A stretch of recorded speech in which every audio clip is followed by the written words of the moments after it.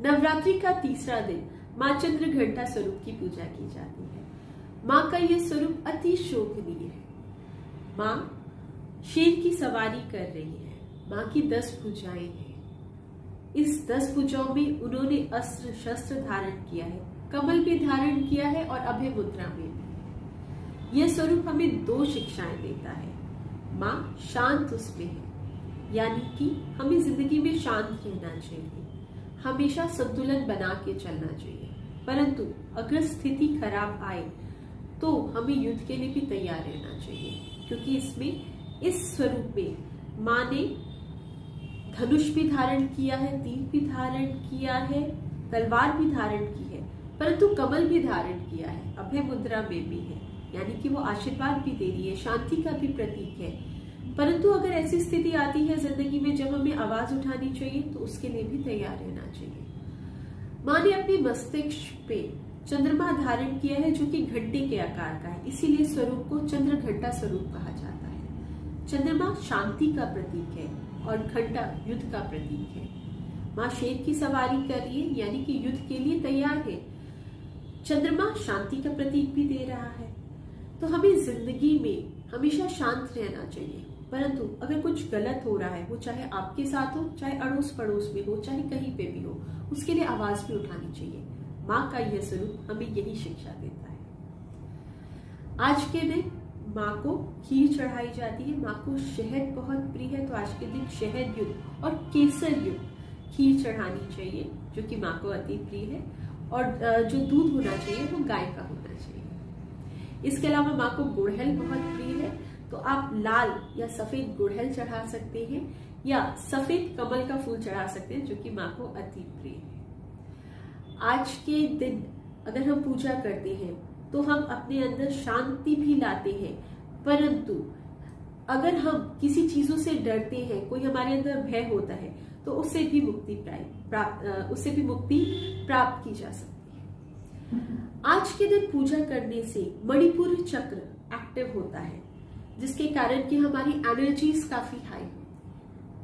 तो माँ चंद्र घंटा का आशीर्वाद आप सब पे बरसे। इन्हीं शुभकामनाओं के साथ मैं पंडित शिप्रा सदैव आपसे विदा लेती हूँ। ओम नमः शिवाय। शिव जी सदा सहाय। जय माता दी। संगम नगरी प्रयागराज पहुंचे सीएम योगी आदित्यनाथ ने, जहां पूर्व मंत्री सिद्धार्थ नाथ से अतीक अहमद पर खाली कराई गई जमीन के कार्य के जानकारी मांगी थी, जिस पर उन्होंने अनभिज्ञता जताई थी। साथ ही उनको निर्देश दिया था कि निरीक्षण करके इसका जवाब दें कि कार्य कहां तक पहुंचे, जिसके बाद पूर्व मंत्री व शहर पश्चिमी के विधायक सिद्धार्थ नाथ सिंह मौके पहुंचे और निरीक्षण किया और उन्होंने खुशी जाहिर की कि कार्य तेजी से चल रहा है और जल्द ही लोगों को प्रधानमंत्री आवास आवंटित होगा। ऐसे में क्या कुछ कहा है विधायक सिद्धार्थ नाथ सिंह ने, आइए सुनाते हैं। देखिए, ये हमारे मुख्यमंत्री जी की महत्वाकांक्षी योजना है, जो कि प्रयागराज में मेरी विधानसभा के अंदर लुकरगंज के अंदर ये कब्जा हुआ, वैध कब्जा था अतीक अहमद का, माफिया डॉन का, जिसको पीडीए ने खाली करवाया। और साथ ही साथ यहाँ पे मुख्यमंत्री ने पिछले 2021 के दिसंबर में यहाँ पे इसकी भूमि पूजा भी करी। आज मुझे खुशी है कि आज जब मैं आया हूँ यहाँ पर, तो एक टावर 70% एकदम तैयार खड़ा हुआ है, जिसके अंदर 36 गरीबों के आवास होंगे। 40 का काम शुरू होने वाला है, फाउंडेशन उसकी हो रही है, बरसात थी तो 40 का भी हो जाएगा। तो 76 जो आवास हैं गरीबों के, जो प्रधानमंत्री आवास हैं, वो उम्मीद करते हैं कि दिसंबर जनवरी तक की उनको दे दिया जाएगा। और जहां पर एक कब्जा डॉन का होता था, आज वहां गरीब निवास करेगा। ये हमारे मुख्यमंत्री योगी आदित्यनाथ जी की महत्वाकांक्षी योजना थी, जिसकी सराहना पूरे उत्तर प्रदेश ही नहीं, पूरे देश भर में हो रही है। आज भी खुदाई में सफेद झंडे दिख रहे हैं। आप देखिए, वो तो आप खुद ही देख रहे हैं, क्योंकि जब मैं चुनाव लड़ रहा था 2017 में पहली दफे, तो यहाँ पे ये अड्डा बना हुआ था समाजवादी पार्टी का। और ये साफ दिखता है कि अतीक अहमद को कोई संरक्षण दे रहा था तो वो समाजवादी पार्टी ही दे रही थी, न ही कोई और दे रहा था। संगम नगरी प्रयागराज में जहां चौक कोतवाली के कुछ ही कदम दूरी पर मायाश्री कॉम्प्लेक्स में दबंगों ने बवाल किया था और दुकान का ताला तोड़ने की कोशिश की थी, जिसके बाद मकान मालकिन की शिकायत पर गंभीर धारा मामला दर्ज किया गया था, जिसमें भूषण यादव, अरुण कुमार साहू, अनुराग सिंह समेत अज्ञात अधिवक्ताओं पर मामला दर्ज किया गया था, मगर इस पर अभी किसी की भी गिरफ्तारी न होने से जहां पीड़ित परिवार भयभीत है और अभी भी उन्हें जान से मारने की धमकी मिल रही है। उनका कहना है कि लगातार जान के मारने की धमकी मिलने से हमारा घर परिवार काफ़ी डरा हुआ और हम घर में कैद हैं। ऐसे में उन्होंने शासन प्रशासन से मदद की गुहार लगाई। जान का खतरा बताते हुए क्या कुछ कहा है नीता गुप्ता ने, आइए सुनाते हैं। Sir, Bhushan Yadav as a caretaker और बबलू साहू के नेतृत्व में वो हमारे घर में घुसकर दबंग वकीलों को लेकर आए और हमारे घर में घुसकर दुकान का ताला तोड़ने के 2 ताला कब्जा किया और हमें जान से मारने की धमकी दी, गंदी गंदी गालियां दी और बच्चों को अगवा करने की कोशिश कर रहे हैं और पति को जान से मारने की धमकी, इसलिए वो थोड़ा डिस्टर्ब है और वो बॉम्बे गए हैं अपना इलाज कराने। एज अ केयर टेकर थे, अब उन्हें हटा दिया गया है और इसी खुन्नस में आकर वो दुकान में कब्जा करने की कोशिश कर रहे हैं। हाँ, थाना कोतवाली में की थी, लेकिन अभी तक कोई सुनवाई नहीं हुई है। सर, वो लोग दबंग वकीलों को वकील के भेष में ढेर सारे गुंडे की तरह लेकर आए थे और गंदी गंदी गालियां दी मुझे और अभद्र व्यवहार किया, अश्लील हरकतें भी करने की कोशिश की और बस यही शासन प्रशासन से मेरी यही मांग है कि जल्द से जल्द उनको गिरफ्तार कर लिया जाए और हम लोग की जान की रक्षा करी। हम लोग घर से बाहर नहीं निकल पा रहे हैं, इतना दहशत हो गया है कि बच्चों को, और हम लोग कहीं घर पे अभी बंद है ताले में, क्योंकि हम लोग बहुत दहशत में जी रहे हैं और मेरे 3 बच्चे हैं। हम लोग घर से बाहर नहीं लेकर आए और मेरे पति को किडनैप करने की कोशिश कर रहे हैं, जान से धमकी दे रहे हैं। नीता गुप्ता।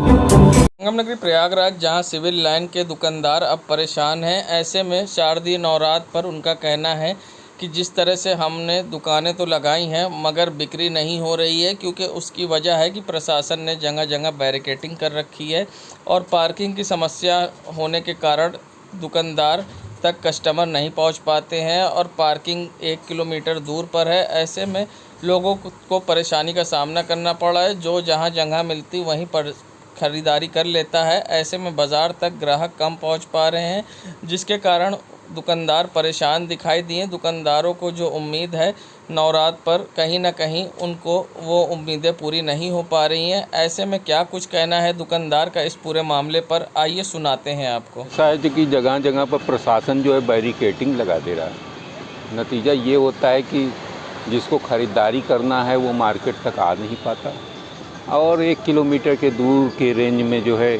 अगर गाड़ी जो है प्रशासन खड़ा करवा देती है तो जो आम लोग हैं जिनको पूजा पाठ सामग्री से संबंधित जो है दुकानों पर ख़रीदारी करनी है उनको परेशानी है। और इस वजह से जो है अब ये होता है कि जो जहाँ पाता है वहीं पर ख़रीद लेता है। मार्केट नाम की चीज़ें ख़त्म हो गई है। कि ये है कि हम प्रशासन से बड़ा त्रस्त है। ब्रजेश केसरवानी। संगम नगरी प्रयागराज में जहां चौक व्यापारी गुलाटी क्लॉथ स्टोर के मालिक विशाल गुलाटी जहां अपनी दुकान बंद करके अतरसुइया थाना अंतर्गत मीरापुर स्थित अपने घर की ओर जा रहे थे, तो मीरापुर स्थित एमलाल केमिस्ट के पास उनकी स्कूटी से किसी अज्ञात व्यक्ति ने उनका बैग गायब कर दिया, जिसमें 15,000 रुपये नकद और दुकान की चाबी कैश की बात बताई। वहीं जब प्रयागराज व्यापार मंडल महानगर युवा इकाई के अध्यक्ष मुसाफ खान को जानकारी मिली तो वे अपने साथी संगठन मंत्री युवा अनु केसरवानी व उपाध्यक्ष उज्जवल टंडन, शुभम शर्मा व अन्य साथियों के साथ मौके पहुंचे और थाने में लिखित तहरीर पीड़ित के द्वारा दी गई। जिला अध्यक्ष सुशांत केसरवानी ने जहां उच्च अधिकारियों से इस मामले पर बात की है तो घटना का सीसीटीवी भी पुलिस को सौंपा गया है। साथ ही आप सीसीटीवी में देख सकते हैं यहाँ युवक आता है, स्कूटी से बैग निकालकर एमलाल के बगल वाली गली में चला जाता है। वहीं अब सीसीटीवी भी सोशल मीडिया पर वायरल हो रहा है। शारदीय नवरात्र पर शक्तिपीठ सजे। मंगल आरती के बाद दर्शन पूजन का क्रम आरंभ हुआ, जो देर रात तक चलता रहा। शक्तिपीठ में प्रसाद वितरण भी कराए गए। तो वहीं करैली नयापुरवा स्थित सिद्ध शक्तिपीठ मां काली के प्राचीन मंदिर में सोमवार को भगवती रुई की गुफा में विराजमान रही, तो फूलों से मनहारी श्रृंगार के साथ ही बिजली की झालरों से मंदिर को सजाया गया था। महिलाओं की टोली ने ढोल और मजीरे नगाड़े संग की मंगल ध्वनि के बीच भगवती के भजन कीर्तन किए। वहीं देर रात तक लोगों का मंदिर में आने का तांता लगा रहा, तो लोग मां की दर्शन और पूजा अर्चना करते रहे और लोगों ने मन्नतें और मुरादें मांगी। बता दें यहाँ मंदिर में महिलाओं की टोली जहां देर रात तक पूजा अर्चना के साथ साथ भजन कीर्तन भी किया। संगम नगरी प्रयागराज में जहां प्रधानमंत्री नरेंद्र मोदी के जन्म दिवस पर चलाए जा रहे सेवा पखवाड़ा कार्यक्रम के अंतर्गत भाजपा महिला मोर्चा प्रयागराज के पदाधिकारियों द्वारा एकता कार्यक्रम का आयोजन वात्सल सभागार सिविल लाइंस में किया गया, जिसमें विभिन्न राज्यों की झलक दिखाई गई। साथ ही महिलाओं ने अपने पारंपरिक वेशभूषा में एवं पारंपरिक व्यंजनों के साथ कार्यक्रम में सम्मिलित हुई, जहां राष्ट्रीय नायक राम मंदिर आंदोलन के प्रणेता श्री अशोक सिंघल की जयंती पर उन्हें श्रद्धांजलि भी दी। विभिन्न क्षेत्रों की बहनें जो प्रयागराज में हैं, वे राज्यों में प्रचलित व्यंजन सामग्री लेकर आई थीं। कार्यक्रम में महिलाओं ने विभिन्न सांस्कृतिक कार्यक्रम प्रस्तुत किए, जिसमें लोकगीत एवं लोक नृत्य भी प्रदर्शित किए गए। अपने पारंपरिक वेशभूषाओं महिलाएं उपस्थित होकर विभिन्न क्षेत्रों के सांस्कृतिक कार्यक्रम का मंच रखा। वहीं इस मौके पर गरबा व डांडिया का भी आयोजन किया गया, जिसमें महिलाओं ने बढ़ चढ़कर हिस्सा लिया।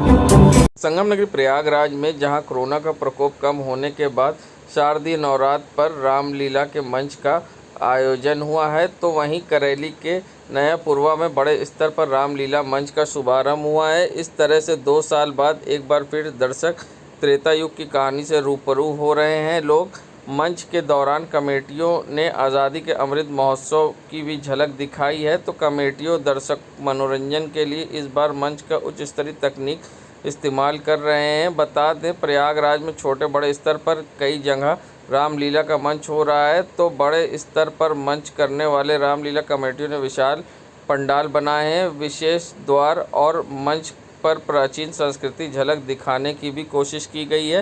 तो करेली नया पुरवा में भी रोज जहां नवरात्र पर मंच का रामलीला का आयोजन हो रहा है, तो नया पुरवा करेली से राम बारात भी निकाली जाए।